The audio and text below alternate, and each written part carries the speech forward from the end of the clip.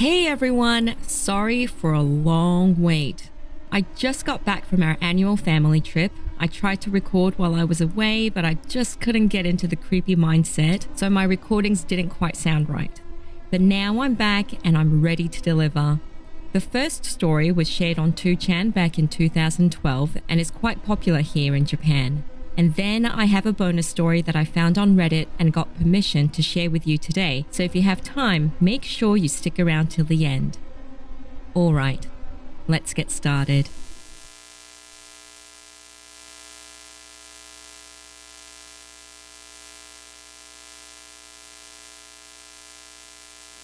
This is a story that happened last May. For the sake of anonymity, let's just say my name is Hide. One day, after I had entered university and made some friends, my friend A called me to ask if I wanted to come over to his house since his friends B and C were coming to hang out as well.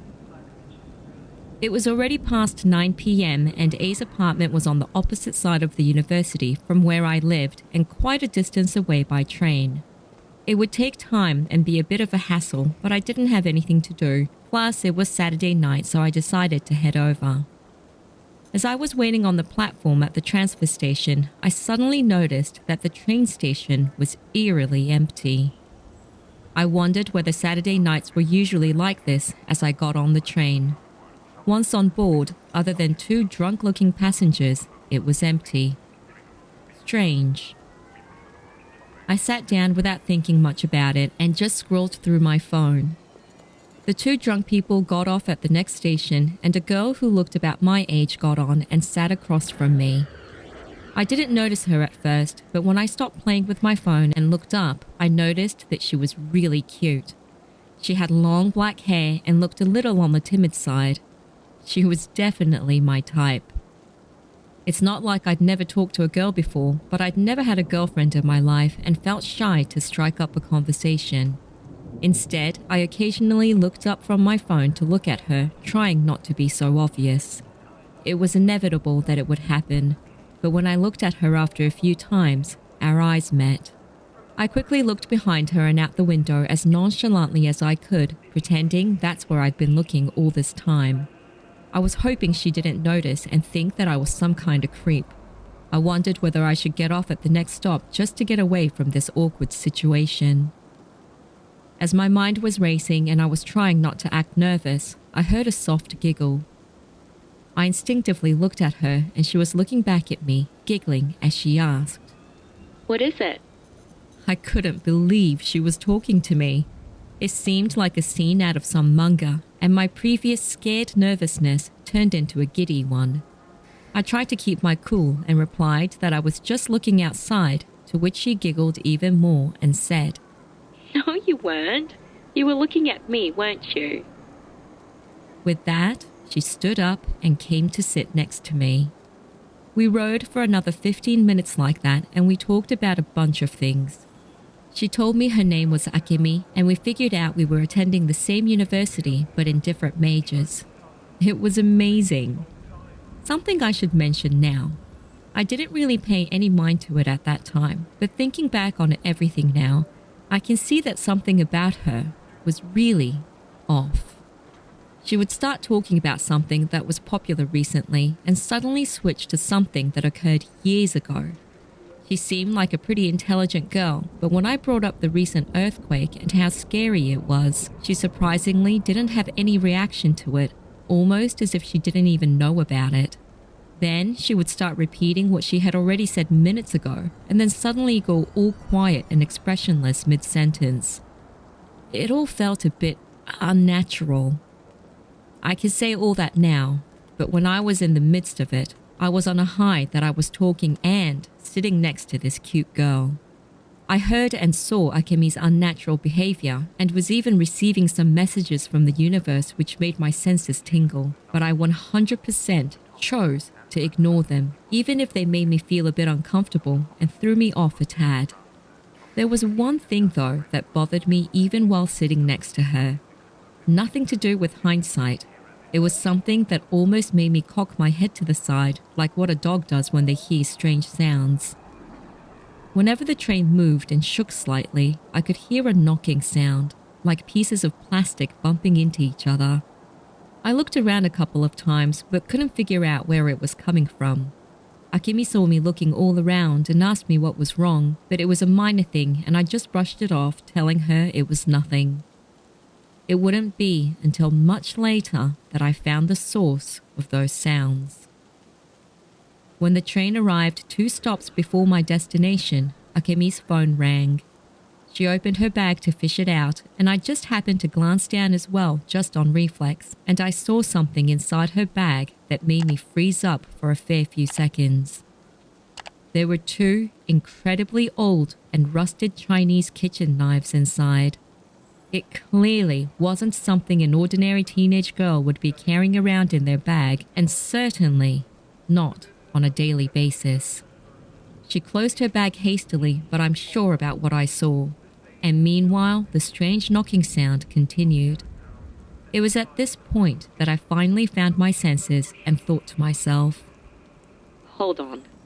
This entire situation where a cute girl would start up a conversation and approach me just because our eyes met, that in itself is weird. Maybe this girl has a screw loose or something. This wasn't just something I questioned. I was pretty much sure about it. Now that I was seeing this situation from a completely different mindset, I suddenly felt like I didn't want her to know where I was getting off, so I decided to get off at the next station. But what if she followed me off the train? I wouldn't know how I would get away from her if that happened. So then I decided to run out of the doors just before they closed to make sure she wouldn't have time to follow me out. As I was going through different scenarios in my head, the train arrived at the next stop, the one before the actual station I wanted to get off at. Akemi was still talking on the phone, but she would look at me from time to time, so I tried to be as natural as possible. Every time our eyes met, I felt a cold tingle creep up my spine, but I smiled politely. I was hoping she would just think I was being a nervous dog and not that I was actually starting to feel afraid of her. The doors opened. No one came in or out. A few seconds later, the bell rang to signal that the doors would close. I took that as my cue, bolted up and said, Oh shit, this is my stop. And ran out of the closing doors. I was too quick and Akemi didn't have time to even stand up before the train began moving again. I truly felt like I had escaped danger and let out a sigh of relief. Now, how was I supposed to get to A's house from here?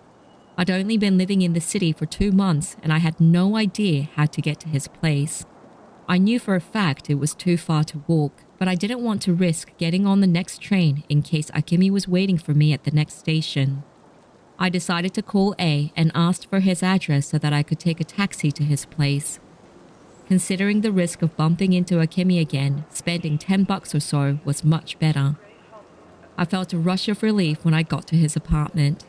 The other guys were already there, and with a somewhat exaggerated tone, I gushed about how scary the big city life was. I told them about my encounter on the train, and none of them believed me, laughing and hollering that it was impossible I could get so lucky. That's when the doorbell rang. It was almost 11 p.m. We weren't expecting any more friends to show up, and there was no way we would have a visitor at this time. As I was thinking that it couldn't be Akemi because I was sure I made a clean escape from her, B said jokingly, Maybe it's her.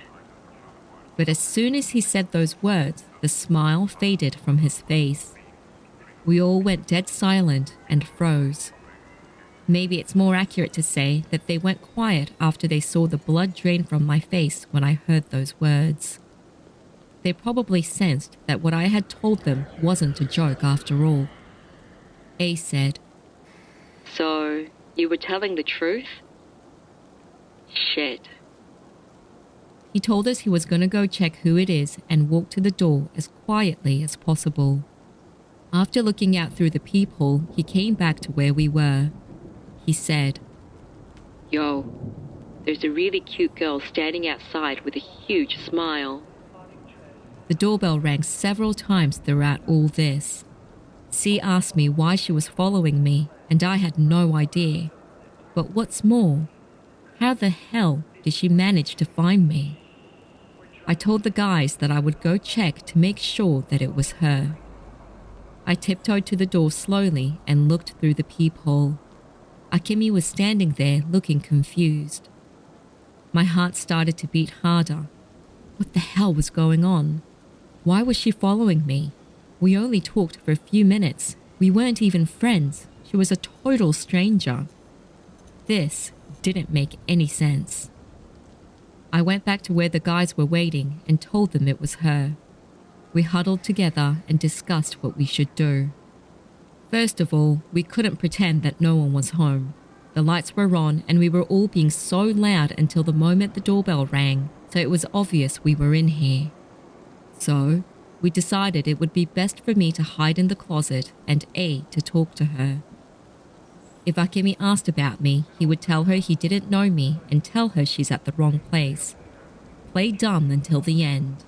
At this point, it was highly likely that she was a bit crazy, so it wasn't guaranteed that she would accept anything he said. Not to mention those knives she had in her bag. It was way too dangerous to open the door. As we were all talking in a hushed tone, we heard from outside the door. Hide! You're here, aren't you? I saw you walking into this apartment. Why did you run away from me? That's not nice. You've got some explaining to do. A's eyes widened, looked at me, and said urgently, Dude, you're completely being followed. And you told her your name? What the hell are you gonna do? I was still trying to figure out how the hell she was able to follow me here, but there was no point thinking about all that now. She was here. We were still huddled together, trying to make little noise as possible, when we heard something different coming from the door. It was an extremely unpleasant sound of metal scraping on metal. A made his way to the door again to check what was going on and came back in a split second. Shit, guys, what the fuck? She's scratching my door with a knife. He was doing his best not to yell. Through the loud scratching and scraping noises, Akemi was still calling out for me so that we could talk. The discrepancy between what she was doing and her voice was almost like it was being done by two different people. It was creepy as hell. After a few minutes of this continuing, we heard the neighbor's voice yell out in anger. He told us to shut the fuck up, that it was too late for all this noise. The scraping of the door stopped for a few short seconds. Then we heard the neighbor yell out, Oh shit! And heard his door slamming shut. The scratching started up again. What did she do to the neighbor? We wondered if he was all right, while at the same time realizing that this was starting to get out of control. Now A was scared to even talk to her through the closed door, and we were running out of ideas as to what to do. A few minutes of panic passed when we saw the red and blue flashes coming from the rotating lights of a police car. It didn't have its siren on, but one of the neighbors must have called them. I instantly felt like I'd been saved. Stop! I heard the police yell, followed by running footsteps down the hall until it went silent. Are you all right? It was a police officer. A finally opened the door and we told the police everything that happened. According to them, Akemi pushed one of the officers, ran to the edge of the property and climbed over a fence, escaped, and was now being pursued. I told them her name was Akemi and that she went to the same uni as us, that her target was most likely myself. They told me that they'd patrol the area around my apartment. I gave them my number and my emergency contact, and they left. Oh, and we were told that the neighbor had called them. According to them, he had yelled at Akemi to keep it down when she turned to him and started thrashing the knives around. It was then that he quickly shut his door and called the police. He didn't get hurt or anything. Another incident occurred at the end of June, but I've written quite a lot tonight, and it's late, so I'll leave it at this for now. I'll be back next Sunday evening. Oh, and one more thing. Akemi wasn't attending the same uni, and the police couldn't identify her at all, so she must have given me a fake name or something. Hi, I'm back. I got home earlier than expected, so I'll continue on from last time.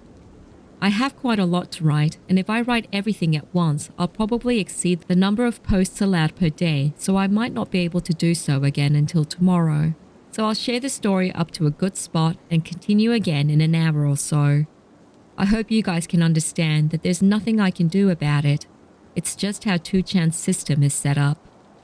So, it was at the end of June, more than a month since that May incident at A's apartment, that the police stopped patrolling my area.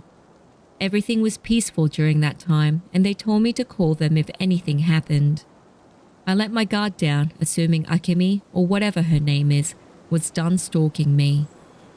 That was a mistake. On that particular day, I got hungry late at night, so I decided to walk to the convenience store across from the train station. I think it was around 10:30 or 11 p.m. After buying a few snacks and going outside, I noticed that the street was unusually quiet, even though the trains were still running. It was the exact same situation as the night I met Akemi, but I didn't think anything of it and started walking. After a few minutes of walking down the dark road, I came across a park that I always pass by. I glanced at it and saw someone sitting on a bench underneath one of the dimly lit park lights.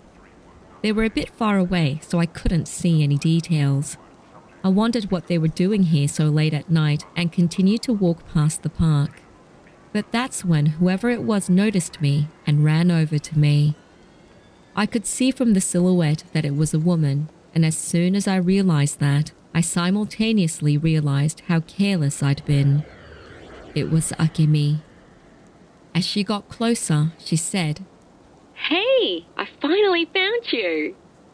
She was holding the slightly larger bag, and I assumed she had those 2 Chinese knives in there.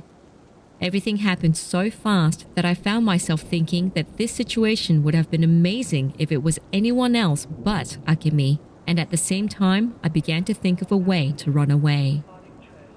When she was 4 to 5 meters away, I saw that she was wearing heeled sandals and was having a difficult time running towards me. I, on the other hand, was wearing sneakers, and I used to be on the basketball team when I was in high school, so I was pretty confident with my running skills. It would be a bad idea to run towards my apartment, so when I made a run for it, I turned the corner and ran in the opposite direction. While running, I remembered what the police officer had told me. He had registered my mobile number into his system so that when I called, even if I couldn't speak, he'd see that it was me and would send a unit over. I quickly stuck my hand into my right pocket, then the left. They were empty. I had left my phone plugged into the charger at home. I was a true dumbass. I think I ran about 1 kilometer.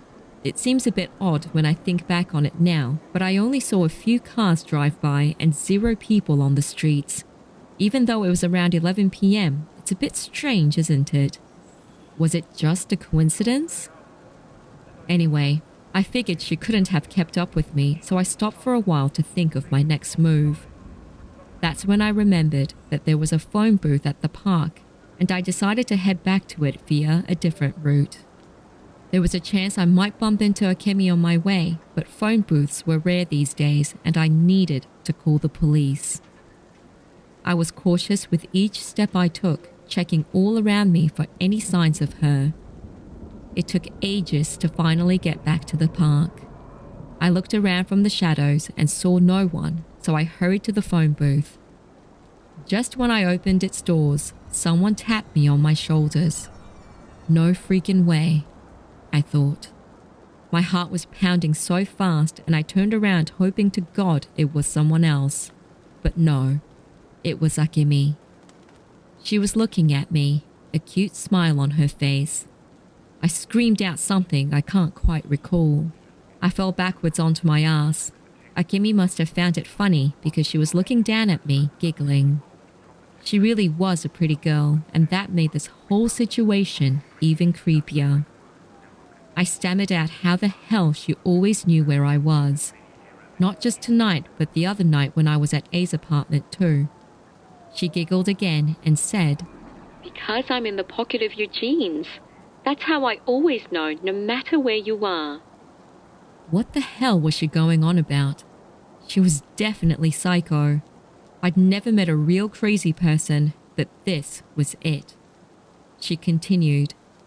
Your right bum pocket. I guess she wanted me to look at what was inside. I didn't want to go against her, not with me on the ground like this where she clearly had the upper hand. Who knows what she might do? So, I lifted my ass up just enough to get my hand into my pocket and felt something long and thin inside. I pulled it out wondering if it was a battery and put it up towards the light. It looked like a person's finger. I screamed again. The sound that came out was a pathetic screech as I threw the finger to the ground. But from the feel of it and how it clanged onto the ground and bounced a couple of times made me realize it was made of plastic. Perhaps a mannequin's finger. Akemi was still looking at me smiling and said, Hey now, don't throw that away. She went to pick it up, came back to me and crouched down, pointing to my pocket. She leaned in and whispered in my ear, If you throw me away again, I'm gonna kill you. I wanted to retaliate, but I was so scared that I couldn't say a word. My mind went completely blank and I just looked straight ahead, my face frozen. I was in a complete panic. This chick was batshit crazy. I needed to get away from her somehow, or she might kill me. Akemi stood up and said, Come on, let's go to your place and talk some more. She grabbed my arm and pulled me up to my feet effortlessly. Mind you, I'm 175 centimeters or 5'8" and weigh 72 kilos or 160 pounds. I'm not the biggest guy out there, but for a girl to pick me up with one hand, that's a bit crazy. I couldn't believe the strength in her grip. She pulled me by my arm and briskly started walking towards my apartment. By the way she was moving, it was obvious that she already knew where that was. And that's when I heard a familiar noise. That strange tapping noise of plastic hitting plastic that I heard on the train the first time I met her. She was all smiles and looked so happy. I stole sideways glances at her from time to time as I continued to hear that noise. It seemed to be coming from somewhere on her person, but I still couldn't pinpoint exactly from where. She looked excited as we walked, her grip still strong, not about to let go. I was frantically trying to figure out how to get away from her before we reached my apartment, but I couldn't come up with anything good.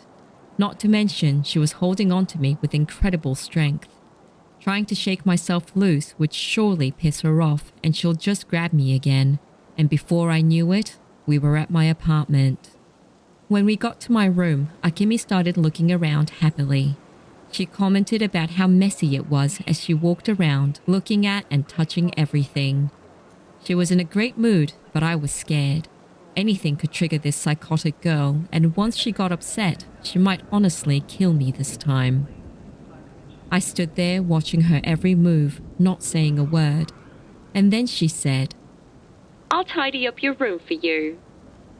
Again, this exact scenario would have been heaven if the girl was anyone other than Akemi. It was like having your girlfriend over at your place for the very first time, but here I was with this nutcase who had 2 massive kitchen knives probably tucked away in her big shoulder bag, and I was just a pitiful prey that had been targeted for some unknown reason. As I was thinking about all of this, Akemi started sorting the magazines, manga, textbooks, and other crap that was piled up in one corner of my room, while that tapping noise continued. Her hair must have been getting in the way because she carelessly flipped back the hair that was hanging over her face back over her neck. It was then that I saw something that literally froze my brain. There was a faint line running down her neck and probably continued down her back. But just above the nape of her neck, there was a piece missing, creating a slight hole. It looked like the pieces weren't fitting correctly because of it, and the tapping noise that I'd been hearing from the night I met her was coming from that area. The parts from either side were bumping into each other whenever she moved. I only saw this for a split second, but I know what I saw. There was a seam running down Akemi's neck. So, like I said, my brain froze. I couldn't comprehend who or what she was. This was way beyond having some mentally unstable person in front of me. She must have felt me staring at her because she turned around with a smile, telling me to stop looking at her because it was making her feel shy. Then she turned back around and continued to organize my things. As she was pulling things out and making different piles, a bunch of textbooks and dictionaries that she'd put aside on top of the shelf toppled over and fell on her head. She yelped in pain and looked at me with an embarrassed look. But the entire thing looked so eerie. The area on her neck where the hole was now completely misaligned. Akemi sighed as she adjusted it and went back to tidying up as if nothing had happened. Now I was starting to panic. What on earth was she? What did I just see? Nothing I was witnessing made sense, but one thing was clear. She wasn't human. I needed to do something ASAP to get out of this situation, and that's when I remembered that my phone was charging on my bed. I needed to get to it. The police told me he'd send a unit over even if I was unable to say anything. I just needed to call. I moved as naturally as possible so that Akemi wouldn't notice and made my way towards the bed. But without even turning around, she said, "Don't even think about touching your phone." I froze mid-track, my heart pounding. Without saying anything else, she stood up, walked towards the bed, unplugged the phone and threw it into her bag and went back to what she was doing. Now that she took my phone, I needed to think of another way, but I had nothing. My thoughts were all jumbled up. I looked around my room again and saw the electric kettle, which was still full, and that's when I thought up of another possible solution. Something I would never even fathom. If I could act quick enough and hit her over the head with it, I just might be able to get away. I would normally never use violence against a female, but this particular situation was abnormal. That and Akemi was clearly not a girl, nor was she a male. She wasn't even human. I had to ignore my moral compass this one time. I made up my mind, grabbed the pot handle, and swung it across her head as I screamed. She flew to the other side of the wall and fell with a large thud. There was a couple of seconds of silence as I hoped and prayed that it had knocked her out somehow, when she suddenly sat up and said very lightheartedly, "Ow! What did you do that for?" She didn't seem to be hurt at all. In fact, she was acting as if I'd only given her a light shove. I froze in fear, not only from her creepy response to what had just occurred, but also with what happened when she suddenly sat up after being knocked across the room. The area of her face above her nose fell right off and hit the floor. So, when she said those words, only her cheeks and her mouth were intact. Impossible. I felt a surge of adrenaline and used that strength to fling the kettle at her, turned around and ran out the door.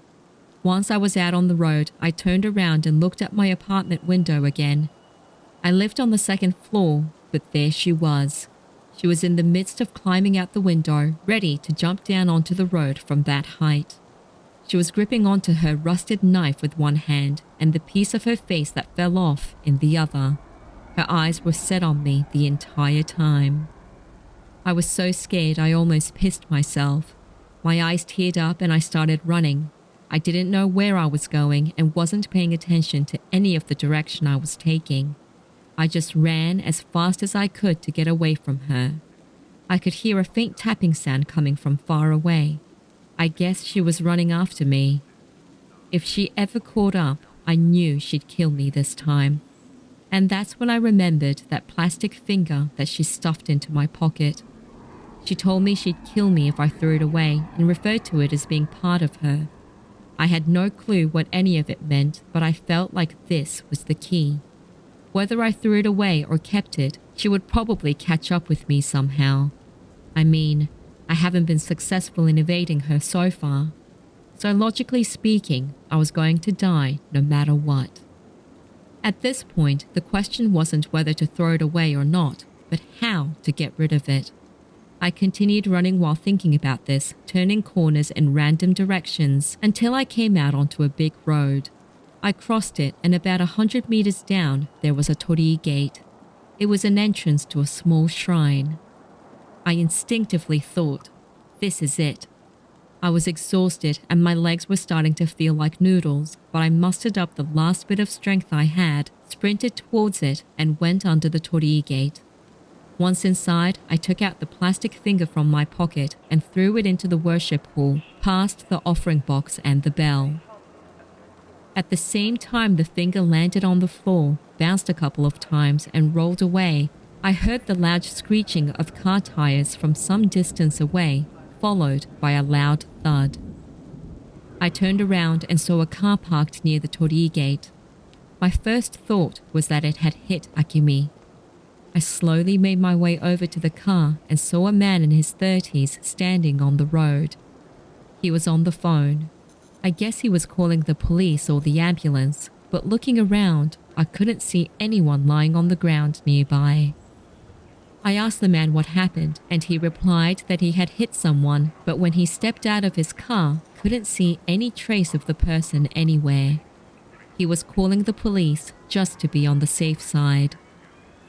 Considering the timing of everything, he most likely hit Akemi. I continued looking around until I reached the very edge of the road on the opposite side. There, I saw a few remains of what looked like doll pieces scattered around. The clothes on its torso and leg pieces was a dead giveaway. It was her. The pieces lying around looked extremely cheap. But if these were indeed her remains, what I was seeing didn't make any sense at all. Did she get hit because I threw the finger into the shrine? It seemed too good, too convenient, and too easy to be true. I was full of questions and had zero answers.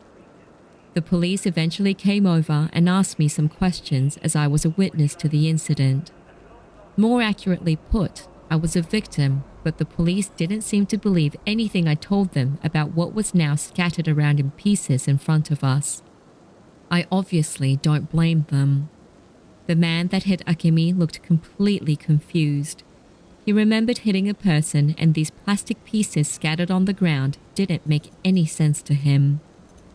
He seemed to be explaining what happened to the police and looked quite agitated about it all. Anyway, I have one more thing to add. You know how dolls have joints that connect their arms and legs to the torso?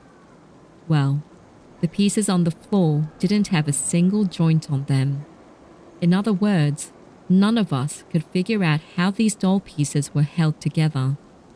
Considering Akemi was a fully animated doll that moved and spoke like a real person, it could have been filled with some type of voodoo stuff inside, but I was never able to find out, and that's because the police collected all the pieces and took it with them as evidence. So, this story pretty much comes to an abrupt ending, but nothing much happened after the incident. It seems one of my neighbors had called in to report all the commotion in my room, and when I got back, the police were there. They took Akemi's bag with them and was told that there was no ID inside. Regarding her phone, it had apparently been disconnected years ago, and according to documents, it was completely obsolete. It was incapable of receiving any calls at all. Since then, she seems to have disappeared from my life, but now I am traumatized by eerily empty spaces. As soon as I'm in a quiet area with hardly any cars or other people, I get a slight panic attack, so I try to avoid it at all costs.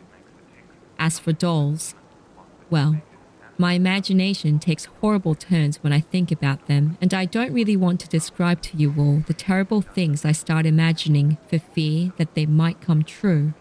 So, I'll leave all of that up to your own imagination.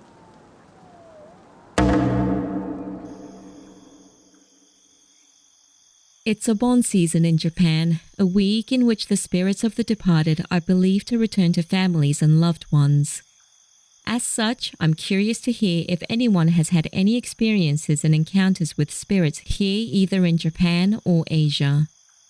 Here are some of what myself, as well as family and friends, have experienced over the years. My husband is a hard atheist and refuses to believe in the paranormal. He does have one story, however, that made him a bit spooked. He grew up in a mountainous area with little tunnels running through the area so cars can access the more remote places. In many areas, there's a newer lit-up and cleanly paved tunnel running directly beside an older and less used tunnel from decades ago. According to him, one day, he and his friends were playing down by a river and chose to head back home through an older tunnel. He went in ahead on his bike and saw a woman and her little girl walking the opposite direction towards the middle of the tunnel, and he passed by them without looking too closely. He turned to look back to see where his friends were, and the woman and girl were nowhere to be found. The tunnel in question would take a solid few minutes to pass through on a bike, let alone on foot. I've personally walked through the tunnel, and though I didn't come across anything, the air gets very cold and heavy towards the middle, to be sure. I have a co-worker that works at an elementary school about 30 minutes in the mountains. It's an older school, about 100 years or so old, but it's warm and inviting, and I've always felt pleasant when I visit. There's a little nook with couches in the staff room, and it opens to a huge 2-story hall with a hallway leading down to the lunchroom and kitchen areas. My co-worker has recently been seeing a lot of activity in the hall. More than once, he's walked out of the staff room and seen a man hunched over a table in the hall as if reading something. When he walks towards the man, he passes by a pillar and suddenly the man is gone. He's also seen movement in the nook in the staff room, and lunch ladies often report a presence of a little child in the kitchen who asks them where the lunchroom is. This school has 6 teachers and 25 students, with everyone knowing everyone. The man and the child are reportedly no one that anyone knows. My personal story. I'm not apt to seeing ghosts, but I like to jokingly say I was sensitive due to a lot of strange goings-on in my childhood home over the years. This came back to bite me when I got a little overly cocky during some ghost stories in the town over, and something followed me home. I used to live in Kagoshima, Japan, as an English teacher back in 2018. My home was in Kanoya City in a bright and warm 2-bedroom apartment that was 2 floors above another teacher's. My best friend lived in Shibushi in a 2-towered apartment complex and below another teacher, Todd, so I would often visit the area to stay over and hang out. Once my best friend returned to the US, a new teacher, Ashley, moved in, but since my friend's apartment was being renovated, Ashley stayed in the apartment next door for a few months. That October, I took my little black car down and went to a barbecue dinner in Shibushi where Ashley, Todd, and some other friends were telling ghost stories. Ashley was visibly upset when it came time for her story, which was apparently true and was happening currently, she said. She would hear walking around from Todd's apartment at late hours, and Todd had told her every time that he was out visiting his girlfriend at the time, so it clearly wasn't him. She also mentioned having horrible dreams about being stuck in her bed while her room filled with water as a ghost with long black hair stood outside her window as if demonstrating, "This is what I can do to you." Todd was backing up these claims, confirming the calls from Ashley and that he indeed was never around when they came. His brother, who is like a kind of medicine man or shaman in their Hmong community, apparently reached out to him out of the blue, saying he had a dream that compelled him to draw a picture of what he saw. Todd pulls out the text of the picture his brother drew, and Ashley and I myself also begin freaking out at its sight. It was a picture of a white ghost with long black hair, crouched as if crawling on the outset balcony of an apartment.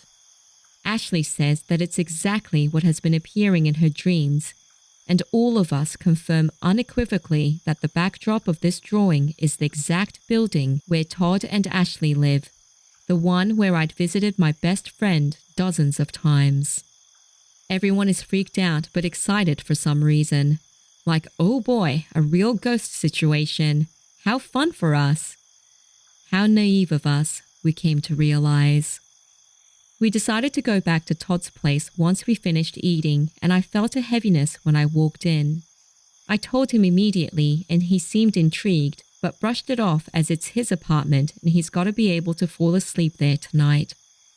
I noticed that the same area I felt heaviness was completely fine as I left to go home, but the entire solo drive back to my apartment was incredibly fear-filled and tense, and I was afraid to look behind me as if I were going to see something in the back seat. I brushed it off as my imagination, as I too had to be able to fall asleep that night, and proceeded to try to do so when I got home. At 2:30 a.m., I woke up drenched in sweat with my arms and fists clenched so tightly around my head that I had lost feeling in them. There was a deep and dark heaviness all around me, and I just felt this overwhelming fear not to open my eyes. I'd never been one to have nightmares or sleep paralysis, and I was completely awake as I remember being unable to fall back asleep and thinking, like, shit, I have to work tomorrow. Why the hell am I not asleep at a time like this? The next morning, I texted Ashley what happened, and she freaked out saying that she didn't tell anyone this, but the exact same thing happened to her when she had the nightmares. She also asked if I heard any wooden-like tapping noises coming from inside my house.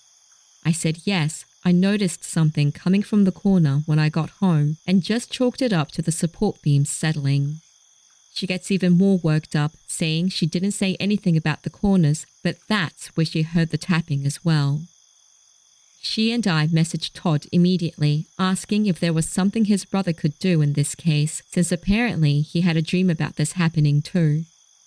Basically, he sent us over some symbols on paper and told us to burn them in the apartment to purify the space and leave one unburnt to repel whatever it was.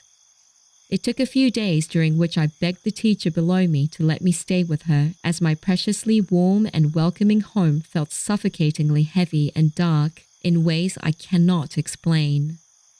It took about 3 days to arrive, and until then, the tapping continued in corners of my room. In the meantime, I discovered what appeared to be handprints on the inside of my car's rear window after that drive home, which normally wouldn't be possible, as I drove a Daihatsu Move at the time and it was far too small for anyone to fit in the back. A disconnected phone line also rang at 8:15 p.m., which my then boyfriend was there to witness. Once the papers with my written symbols arrived, we burned them as told, and the heavy atmosphere cleared up immediately. There's no more interesting ending to the story other than that it hasn't bothered us since. But to this day, I have one of the symbols laminated as protection so it stays far, far away. I've also stopped going to places said to be hosting frightening spirits because I've wisened up with time and experience. I'm interested to hear of any other experiences had either here in Japan or around Asia as well. The following are some interesting comments to the post. I also had a Japanese tunnel experience in the afternoon. I was in my new car with no previous issues, and way ahead of me was a truck. When I was about halfway through and the truck ahead exited the tunnel, I was the only car. At that exact moment, my CD player stopped. I then hear what I describe as holy music with voices singing in a language I have never heard. It was not Japanese, Latin, or any modern language that I have heard before. The source of this music was HD surround sound. It was everywhere and I could no longer hear any other sounds, and I even rolled my window down. I didn't see anything, so I just pushed up the pedal and sped out of the tunnel to pull over and park once I exited. The music continued for a few minutes more and suddenly stopped when another car came passing in the opposite direction. Also, while staying in an old traditional Japanese house in the countryside, only happened one night, but a lady ghost in a white kimono with long hair sat on me while I was sleeping in my futon. It was scary, but didn't see her again after I made a prayer and asking to stay for a few more nights. Hi there, thanks for sharing your story. This is downright terrifying. I got an experience with some kind of a spirit in Japan as well, which I'm grateful was nowhere near as creepy as yours. I'd originally written this in my notes as an answer to a non-Japan specific post, so I'm probably going to specify a lot of stuff y'all already know. Sorry about that in advance. Last April, my mum, my husband and I were on a holiday in Japan. We rented a car and moved around staying in short-term rental houses. The last stop of our trip was a 100-year-old kyomachiya, a traditional home with a beautiful Japanese garden. The house was incredibly beautiful, but its upper floor was peculiar. On the left aisle were two traditional communicating tatami rooms with a windowed corridor called engawa in front of them. So far, pretty normal. Sorry if it's not really clear, don't hesitate to Google the term to see what I mean. But the right aisle of the house was completely different. Just off the stairs, there was a Western-style bedroom, which wasn't in use because we only needed two, and a long, thin corridor. At the very end of it, in the dark, was a very strange-shaped, tiny, half-sized wooden door which opened to a Victorian-style antechamber, which itself opened to a big Victorian dining room with big French windows with milky glass and a door that led to nowhere. It was on the upper floor, so there was nowhere to step out to. I think it might have been an extension, but it looked like it was a similar age as the rest of the house. The room was empty except for a lamp in the corner and a round dinner table with 4 chairs in the middle. When we arrived, the lovely owners gave us a tour, so I didn't take notice of it, but after they left, every time I got upstairs, I felt a little unsettled looking all the way to the end of that thin, long, dark corridor at that strange little door at its end. At that moment, the door was closed. My mother decided on the tatami room downstairs, and my husband and I chose to sleep in the tatami room upstairs on the other end of the house from where the Victorian part was. We settled in to sleep, and, though my husband fell asleep right away, I found myself struggling to follow him. Somehow, I felt like something was there, like there's a presence in the house. In order to ease my mind, I grabbed my late grandma's rosary that I carry around to keep me safe, put it around my neck and tried to fall asleep. Just before I did, the last thing I remember is faint footsteps and having the strong feeling someone is pacing up and down the engawa in front of our room. I'm terribly ill-sighted and my contacts were off, so I wouldn't have seen much anyway if I looked, but I was also pretty scared to do so. That night, for the first time since she passed away in 2019, I had an extremely vivid with my grandmother. I was holding her hand and we were talking, saying how much we love each other. I still vividly remember the feeling of the warmth of her hand in mine. I've had somewhat foreseeing dreams before and they feel a certain way, but this intensity was like nothing I've ever experienced before. The next morning, when I woke up and got to the stairs, I realized that the strange little door was open. I spoke to both my mum and my husband, who are not necessarily big believers in these things. My mum had trouble falling asleep too and felt like there was an oppressive presence in the house somehow. Both of them had strange, intense, vivid dreams that night. My husband was intrigued, so he went to check it out, and once he entered the Victorian dining room, he said he immediately felt cold and like he somehow wasn't welcome there. He left and closed the door. A little later, when I went upstairs, I noticed the little door had opened again, and I closed it. Remembering what I read about Japanese mythology, I assumed it was some sort of yokai, or at least a spirit that inhabits the house. In Japan, it's frequent that people invite gods in their home through shrines, and it is believed that spirits can linger.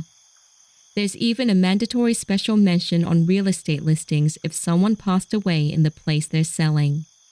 But why wasn't that particular spirit welcoming, even though we were respecting the customs and rules of the house and had a good encounter with the owners. That's when it hit me.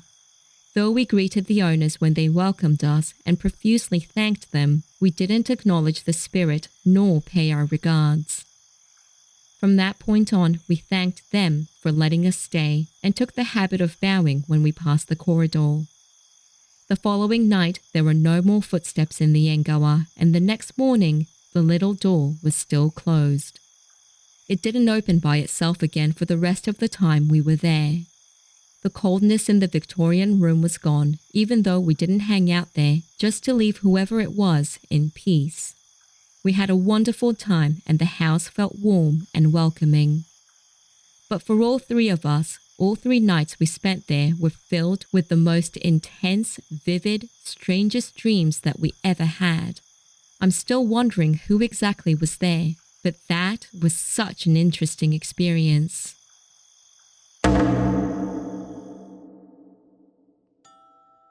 Okay, that's it guys, but before I go, I'd like to ask you for some help.